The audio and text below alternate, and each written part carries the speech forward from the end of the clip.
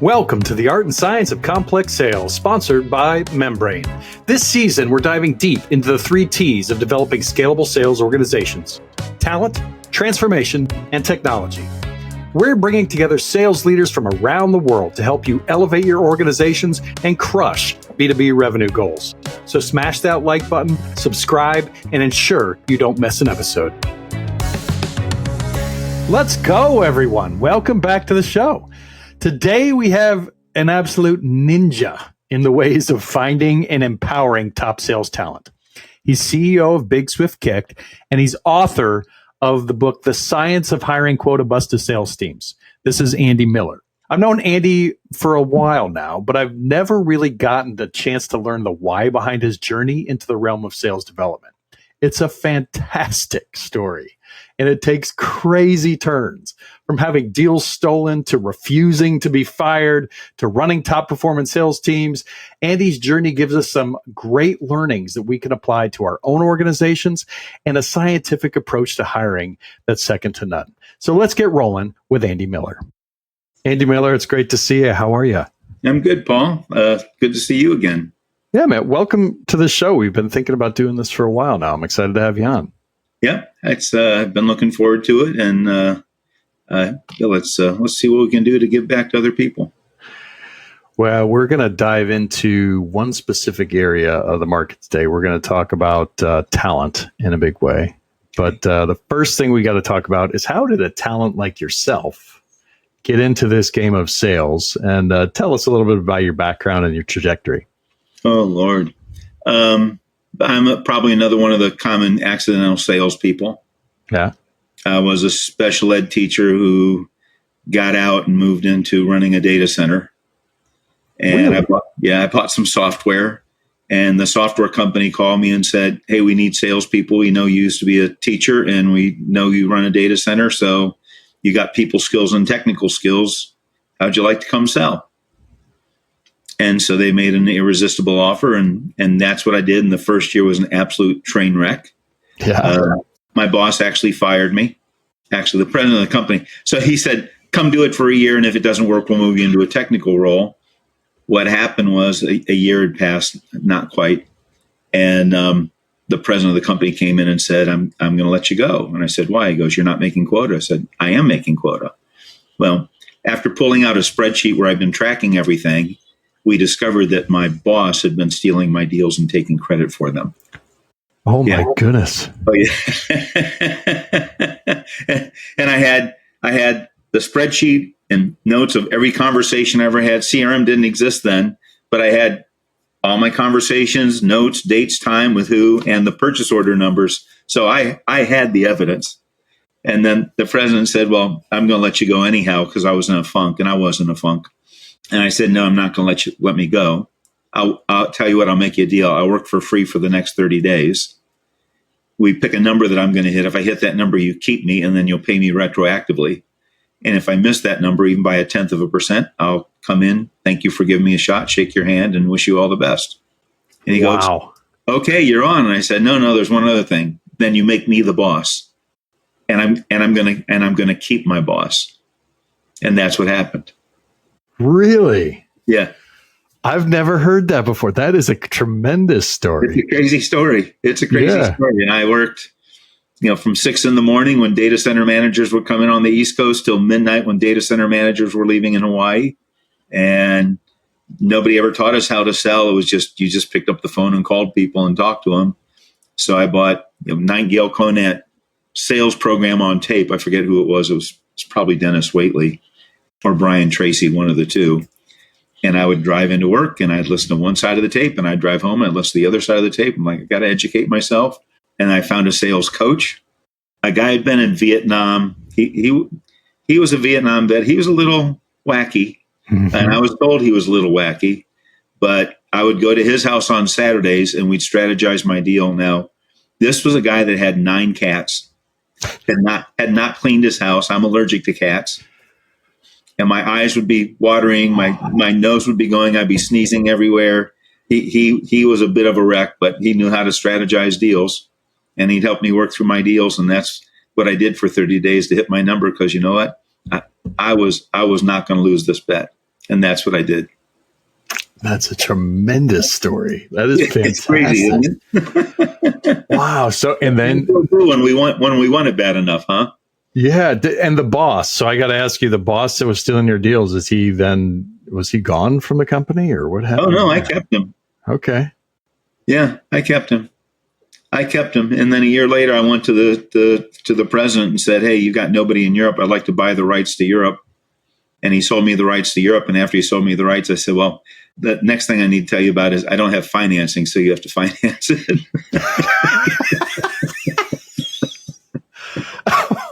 And so he financed it. Oh my gosh, that's awesome. Yeah, and then we went zero to 24 million in 3 years when everybody said you're going to fail. So that's my wacky journey. That is just an absolutely killer story.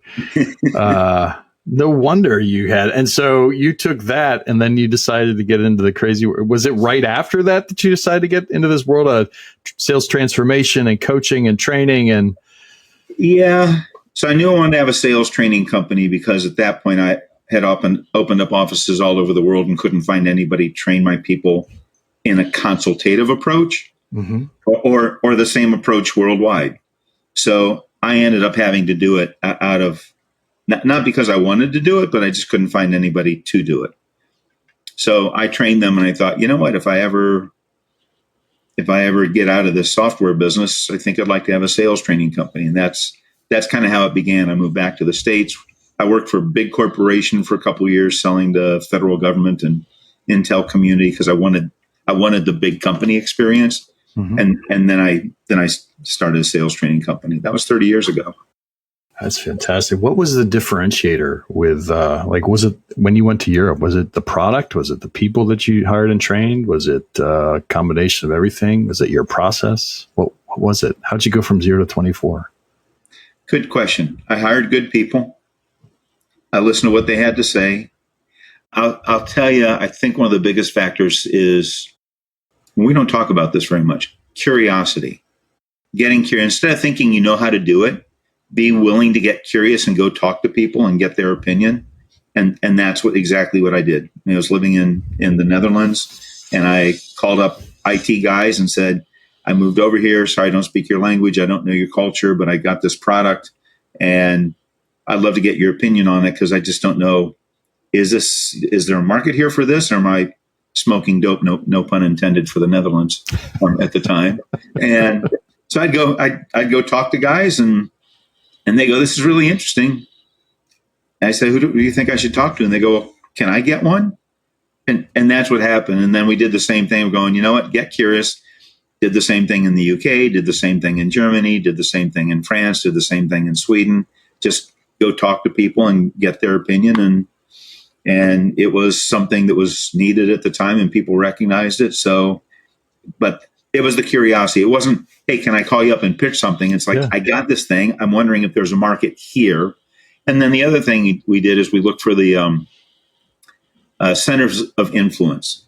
So each country had their own IT magazine, and we reached out to the editors, got to know them. You told them there were a couple hot topics that we could contribute an article to. And then we said, well, write the article. You're welcome to rework it, put your name on it, call it yours, as long as there's an interview component of it that's an interview with us and acknowledges us. And that's what we did. That sounds like just a wild ride. A lot of fun. It was crazy. It was crazy. I'd go to bed at night in the hotel, and I'd write down what hotel am I, or what country am I in, what language am I supposed to be speaking, what currency am I supposed to use. Not that I spoke any of their languages, but at least 10 pleasantries in every language. Right? Hello, please, thank you, goodbye, beer, bathroom, those things. But it was a fun trip. Well, and the way you've turned that into, and man, you must have invested in and trained thousands upon thousands in the past 30 years. That's fantastic. Has taken that and growing other people. That's just awesome. Tell me a little bit about that journey, just that 30 years of the consulting and training company. Well, I'll do that. Let me tie in because we're going to talk about talent. So let me tie in the talent conversation. So from that journey, I hired this gal to work for me, not understanding Dutch employment law. She interviewed well, worked with all right companies, always hit quota, references checked out, went to the right school, everything. I mean, she was like your perfect candidate. So I hired her. And she came into work for about the first 2 months. And then she started calling in sick. And the government has to give you permission to fire somebody. Okay. And playing hooky coming in sick is not enough. Wait, so this was real? She wasn't sick. She was playing hooky. This was like not showing up. She played hooky for 8 months, and I had to pay her 80. What happens is you pay her 100% of your wages, and then the government reimburses you 20%. Oh my goodness! So for 8 months, I paid her 80% of her wages, and I kept calling. No answer. Her mother would return the call. Yeah, she's sick. Finally, I hired a private detective who tracked her down in Greece, where he took pictures of her playing on the beach with her boyfriend and a newspaper to show the date that was going on. And I submitted that evidence to the government, and they gave me permission to fire her. So that led me on the journey of how do we hire the right talent and not get stuck with that? Now, I mean, in the U.S., the consequences aren't quite that high. I mean, there's other consequences for making mistakes, right? But that put me on the search for how do I prevent this from happening ever again? And then how do I share that with my clients so it doesn't happen to them? So that's kind of how I got into how do we hire good people? How do we screen them? I mean, all that stuff. So in terms of the journey, it went from in the beginning just doing sales training and seeing people get results, but not quite at the level I knew they should get. And then I started looking at where's the constraint? What's holding them back? Why is that not happening? And then I realized the sales managers had never been trained in sales management. Most companies take their number one rep and then they make them sales manager, which I think is a lie. That's a promotion. It's not a promotion. It's a lateral move that most number one reps don't enjoy, but they got to try it to find that out. So they make them sales manager, and then I'd see it's still not where they should be. And so I just kept getting into, well, what's the next piece? What's the next piece? What's the next piece to where I am today? I have to look at an organization holistically because it might be training. It might be coaching for the sales managers. It might be process. It might be the job has shifted or morphed or changed. COVID did that to a lot of people, to working in an office to remote. So there's just lots of pieces. And if you really want to move the needle, you've got to take a look at things holistically, including the culture. And is the executive team supportive of change? Mm-hmm. Because if the sales reps don't like change, which they rarely do, and people start pushing back, is the executive team committed to their goals and their vision enough that they'll weather the storm, or will they cave? So I think of it as a sales MRI. I like to do an MRI on an organization before I do anything to really see, are they ready, willing, and able to take on the things they need to take on? Let's dive into one. So we're going to talk about talent. Yeah. How often is it the talent that's the issue? Just the capabilities and the mindset and the culture. If we lump those all into talent, right? How often is that the problem, or is there often when you do these MRIs? It's almost always the talent in some shape or form. Mm-hmm. I mean, it's the salespeople need better tools and processes, but management doesn't want to spend the money, or it's a lifestyle business for the owner, mm-hmm. and they're happy that they got a nice little cash cow and really don't want to change anything. Or they've got reps that have been there for a long time and they feel obligated to those reps because they've grown up together, but they've outgrown the rep and the rep doesn't want to change. I saw that happen with a VP a couple of years ago. CEO felt guilty because he's like, this guy, we've grown up together. He's helped me grow, but he got to a point where his head was just not in the game anymore. He was going through an ugly divorce. He just didn't want to do it anymore. And Didn't want to say I don't want to do it anymore. There's a book that should be written called I Quit, I Just Haven't Told You Yet. And I find a lot of that. I mean, I had a conversation with a guy 6 months ago. I said, you're missing quota. And he goes, yeah, but I plan to retire in a couple of years. And I said, well, how long do you think the company will let you miss quota and still keep you around? Oh, that's a really good question. I said, how many years before you retire? 4. I said, I don't think they're going to let you miss quota 4 years in a row and still keep you around.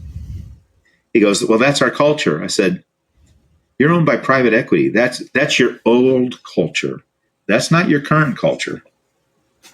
Mm-hmm.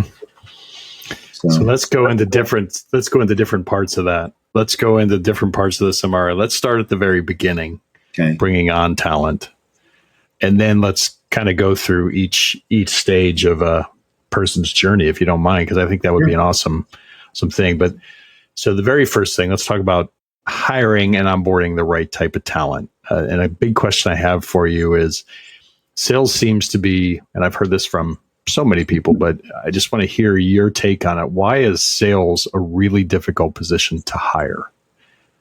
I think there's 2 components: recognizing what you need, but then there's what's the job of a salesperson really? Why is it difficult? So the way you hire a salesperson is almost the opposite of the way you hire anybody else. So think about it. A salesperson, their neck is on the line. That they're going out, talking to people, getting rejected. They got to deal with rejection. They got to deal with fear. They got to deal with people not always being friendly towards them. View that towards, well, what happens with your accountant for the company or your bookkeeper? If they come in, accounts payable, payroll, whoever, they come in every day. They sit at their desk. They do their thing.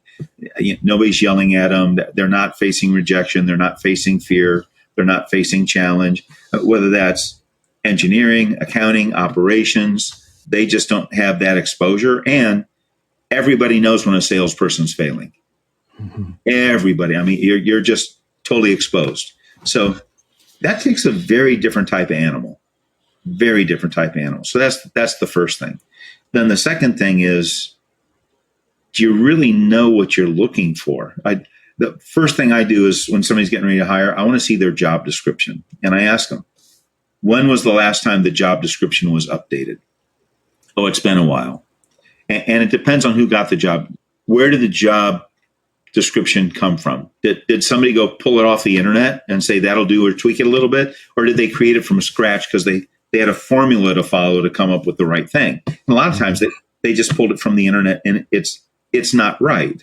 So you'd be surprised the number of job descriptions I see for salespeople that don't have the word sales in it and don't have the word quota in it. Stunning. And then I'll go, this looks like it was written for an engineer.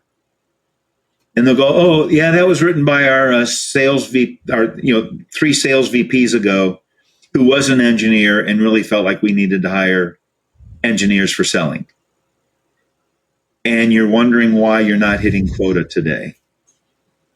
Because they hired engineers. Now, I'm not saying engineers can't sell, but if you're going to hire an engineer for sales, make sure you have the word engineer and sales and quota in the job description. Or there's another one. This didn't mention sales or a quota either. And we're reading it and it goes, this sounds like you're looking for a home repair person. And they go, oh yeah, well that's we want them to be able to measure a room properly. It's like, okay, well, can't they team sell or somebody follow up and can't they do the initial measurement and somebody follow up to double check the measurement? Don't you need to be able to consult, qualify, present, close? Oh yeah, and they're wondering why their salespeople aren't hitting quota. I mean, it's shocking. Mm-hmm. That's interesting. That it. Do you see? It seems that there's an overall as a problem across the years. There's a de-emphasis on the actual sales skills and what it takes to make somebody successful when people are looking for salespeople. And there's like an overemphasis on subject matter knowledge or the ability to move a room, or, hey, let's hire someone that already has data center knowledge, or that type of stuff. Do you find that that's just a general thing that happens? People always go more towards well, not always, but in most cases go more towards like the subject matter expertise rather than the sales expertise? I think they look for the minimum and hire who they like. They fall in love. I call it puppy love. Remember that crush you had, on somebody in grade school or junior high or wherever it was? But that's what happens. They interview these people, and then everybody goes, well, I really like him, I really like her, and they hire the one that they liked. That might be able to spell SaaS, but it's right. But they really don't. They really don't have the technical stuff, and they confuse longevity with experience. I mean, listen, I've got 40 years of pickup basketball, but that doesn't make me an NBA player. So that's what happens. And the reason you've used that one before. I like that. Oh yeah, no, I really like true. That. Yeah. It's true. So the reason I asked to see the job description is I want to know, are they clear on what they're looking for? Because if they're not, then they're going to go with who they like. And think about it, if the job description's wrong, then the ad they run is going to be wrong. Then the interview questions they ask is going to be wrong. And then they're going to end up hiring the wrong person. And they're most likely not going to onboard them properly. A lot of companies confuse 3 days of orientation with onboarding. Onboarding really needs to be 3 months long on average. The best companies are doing 90 days of onboarding. Now, that doesn't mean 90 days of classroom, but it's 90 days of onboarding. And, in the 80s, when I got out of college, if you really wanted to be a professional salesperson, you went to somebody like IBM or HP or Control Data, and all of them had like a year and a half long mentor program. They did skills training. They did role plays. They filmed it. They did feedback. They make sure you had your product knowledge. You would do, a couple weeks of classroom, and then you go out in the field, and then you come back and do some more classroom and go out in the field, and you do joint calls together where you would shadow somebody. But they had a whole sequence and progression, and would not let you go out on your own until you'd gone through that whole year and a half.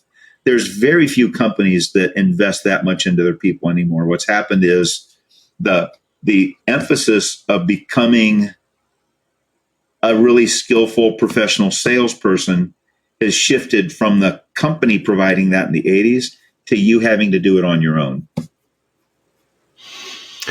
Well, I think that path as well has been, I wasn't in the market in the 80s, but it seems to me in that path in the 2000s has been this heavy focus on finding a lot of young talent, but the only thing that they're really trained to do is get on the phones and make a call, right? Do a whole lot of SDR work and take that sales development rep and then magically transform them into an account executive and move up the chain.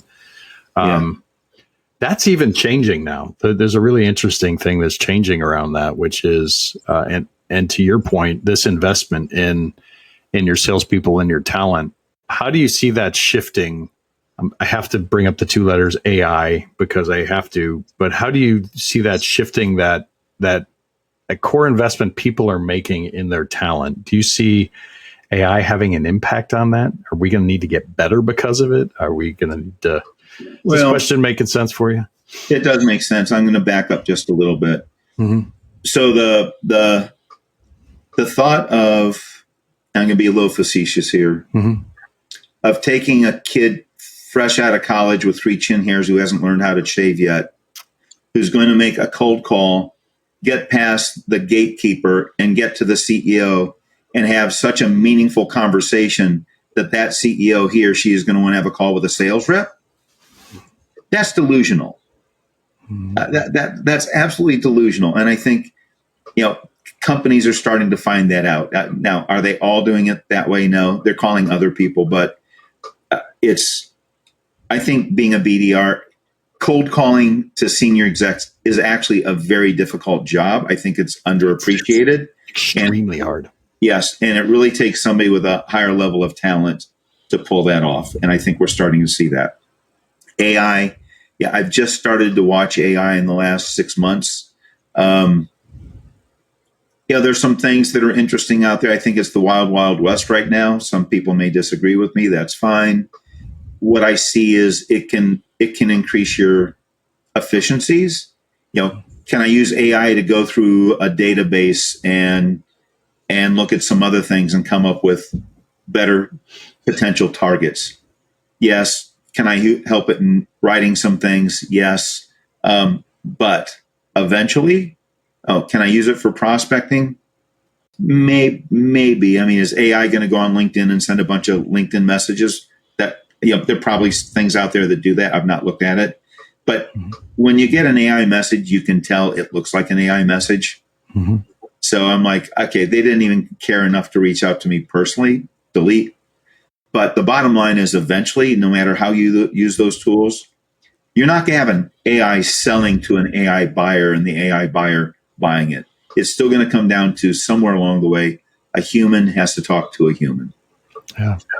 I think to and your point, to go along with it, I think one of the things I've seen, is that model, that SDR model, has actually fallen off a bit. But the reinvesting in this need, people are starting to understand this need to reinvest in higher level education and sales education and transformation of their team, because it's not a matter of just adding more people anymore. It's a matter of adding the right people and arming them with the right stuff and having the right culture. So if I could take you then from, we've talked about finding the right people, we've talked about onboarding and investing in onboarding.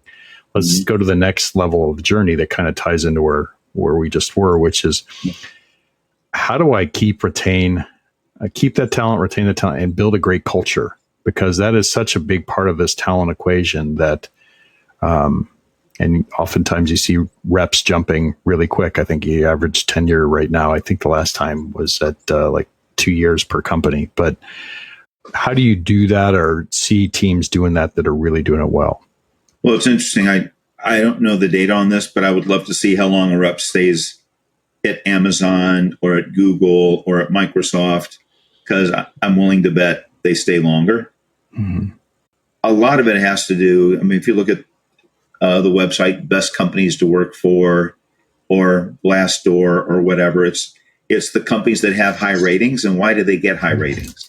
They get high ratings because the people there know that management cares about them, that there's opportunity for growth and development, and they're allowed to give input, so they have some input over their destiny. I also think from a sales perspective, is there opportunity? Are you paying people well? Are they getting mentored, coached, and development? And that's not just sales, that's everybody. They're going, are you helping me grow?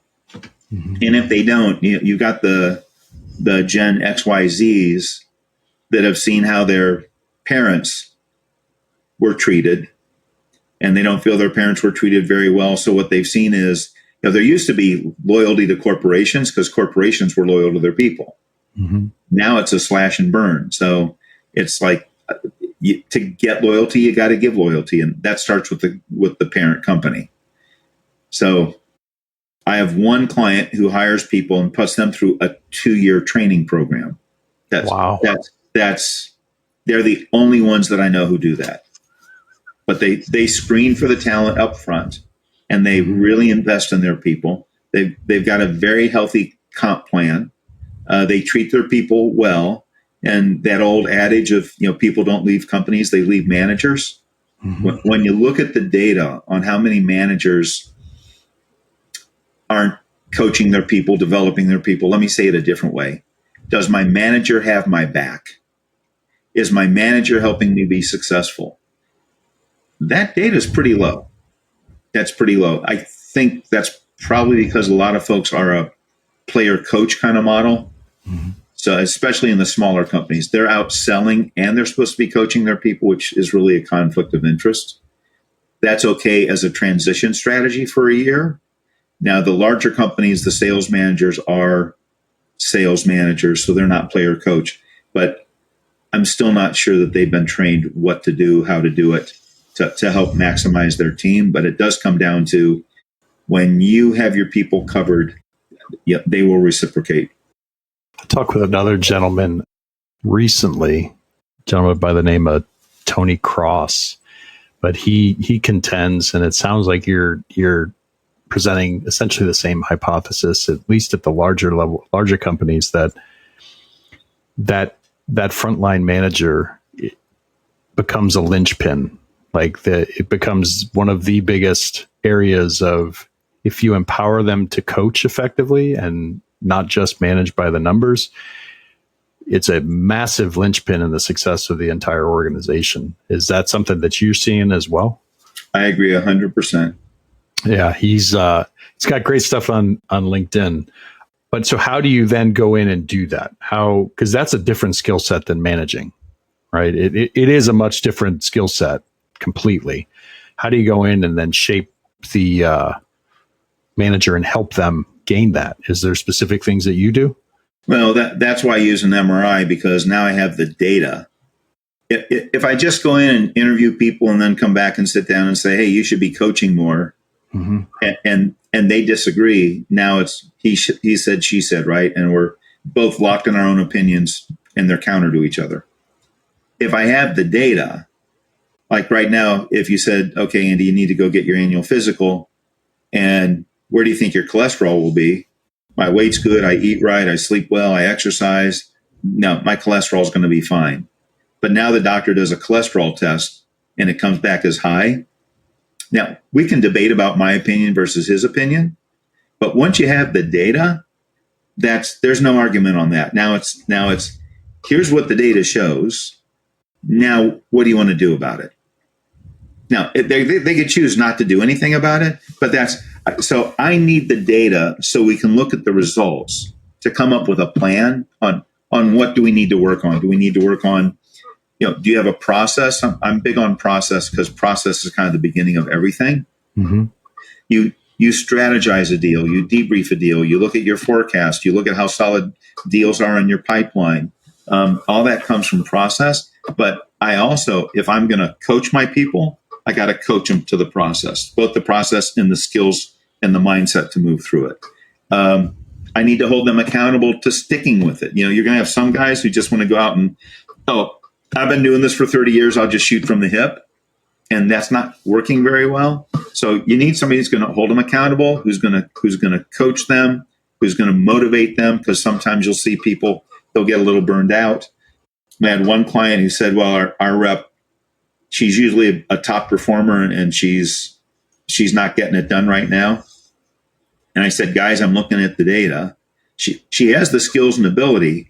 Something happened in her personal life 6 months ago. And they go, yeah, her mother died. And I said, okay, is it possible that she's helping her dad or dealing with the mother stuff? I said, that's going to take a little bit to work through, but you've told me she's always been a top producer and you don't know what happened. There's the event. Now the question is, are you willing to help her through it, lift her back up again and get her back on track? Because life happens, right? Somebody gets married, somebody gets divorced, somebody has a baby, somebody dies, somebody's parents get sick, your loved one gets, life happens. It's the hardest part of life, that life happens. Yes, it is. It is. And not everybody's going to be hitting it out of the park every time. I don't know baseball very well or the stats, but if somebody's in the 300s, they're a superstar. Yes. Well, I actually find this, I align pretty well with you in terms of the process and being able to coach the process and all that stuff. Philosophically, I think you have that so you can, number one, where you are on the map.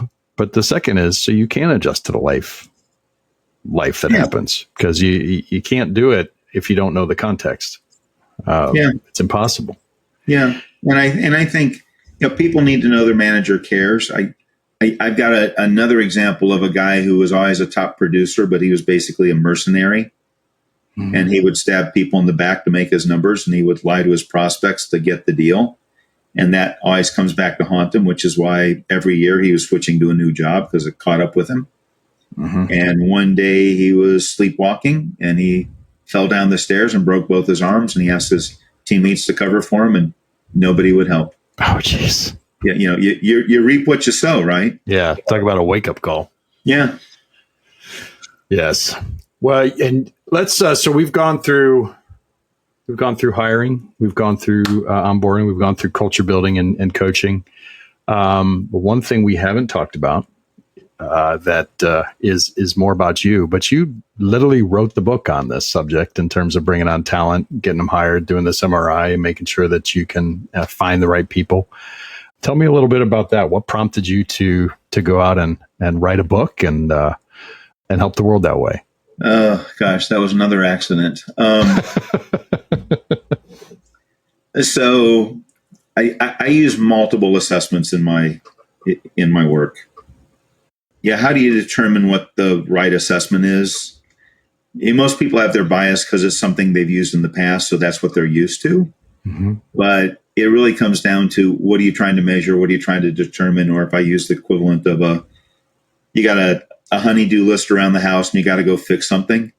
You don't always go grab the hammer. It's like, well, what do I need to do? Well, I need to do some electrical work. Okay, well, I'm going to need at least a screwdriver and probably some wire cutters and some wire strippers, right? Or I need to cut a hole in the glass. Well, you're not going to grab the hammer. You could, but the hole's not going to be very round, right? It's going to be a mess. So it's really, what's the right tool? So because I had access to all these different assessments that I was using, and they were all claiming the same thing, I realized people were getting confused by what an assessment does. So I went looking for an organizational psychologist because my goal was to write a white paper about how to pick the right assessment. That was my goal. It ended up being a book called How to Hire Quota-Busting Sales Teams. And it's because, as Tiffany and I spent 2 years of research and working through it, what we discovered was it wasn't just the assessment that mattered in hiring. It was everything kind of that I've alluded to. It was the job description was wrong, so they posted the wrong ad, so they asked the wrong questions, and they fell in love. And then they did assess somebody, but they assessed them at the end, and the assessment would come back and say they're not the right fit, but everybody fell in love with the person, so they hire them anyhow. And then they spend a year trying to turn a cat into a dog because they really wanted a hunting dog, but they got a cat because the cat's nice and fluffy and purrs and snuggles. And then they feel guilty because they should let them go, but they don't because they know they made the mistake. And eventually they have to let them go. So Tiffany and I, in the research, because she has access to all this, organizational psychology research and journals and all that I don't have access to, we really started looking at, what do assessments measure? And there's all kinds, right? Are you trying to measure personality? Are you trying to measure social style? Are you trying to measure intelligence? Are you trying to measure a certain skill set? So it ended up, instead of it being a white paper on assessments, it ended up being a book on hiring, because we saw there was flaws every step along the way. And somebody said they were disappointed because they thought it would be a book specifically wired towards a particular assessment. And I said, no, it's actually a decision tree. It's helping you think through, what do you need so that you pick the right tool for the job. It's not a foregone conclusion of, oh, here's my conclusion. Now let me write a book to run you down that tunnel to that conclusion. That's not what the book does. The book actually helps you think through, what is it that I need, and pick the right thing. Well, how do people reach out to you? So let's say they want to grab that book on Amazon. How do they reach out to you directly and chat through this stuff with you? Be happy to talk to them. They can either go to the website, bigswiftkick.com, or they can reach out to me at amiller@bigswiftkick.com. Is there a story behind Big Swift Kick? The name? It was a branding exercise. Former business partner and I went through, and we started looking at, what do we do? Who do we work with? What are the conversations that we have? And we said, well, okay, one thing we need is, we're both dominant personalities, so we're pretty direct. we know that sales organizations need a swift kick in the butt. We know that sometimes CEOs need those conversations too because they got comfortable. And think about it. Somewhere in your life when you were in school, there was a coach or a teacher who saw more in you than you saw in yourself. Mm-hmm. And they held your feet to the fire. And at the time you hated it, but 10, 20 years later, you look back and said, wow, they really did me a huge favor. If I could track them down, I would say thank you over and over and over again. That's us. Coach Smith. That's my Coach Smith. Eric, if you're listening, that's you, man. Awesome. Well, no, I can't thank you enough. This has been an awesome episode, and we've gone into all different areas. Everybody, please do reach out to Andy. It's an open invitation he has, especially if you want to talk hiring, sales culture, transforming your team. He's an expert in the assessments, and then helping you make this happen. Any final things that you want to share with the audience? No, I think we've covered it. I mean, it's sales is fun.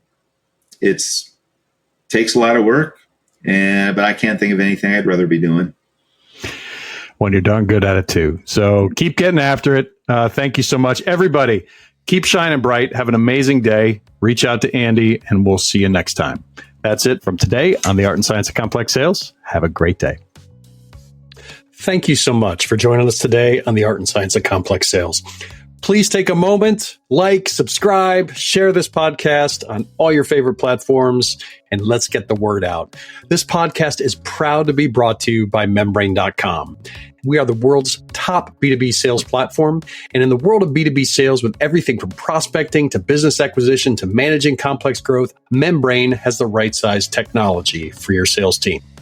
Our latest innovation, the Coaching Cockpit, empowers your leaders, managers, and team with the information and tools they need to take their skills to the next level and to take advantage of the exponential power of effective sales coaching.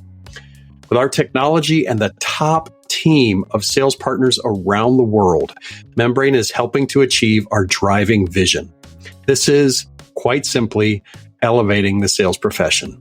To learn more, find us at www.membrain.com. That is membrain.com, or contact us via email at sales@membrain.com. Keep shining bright and have a wonderful day.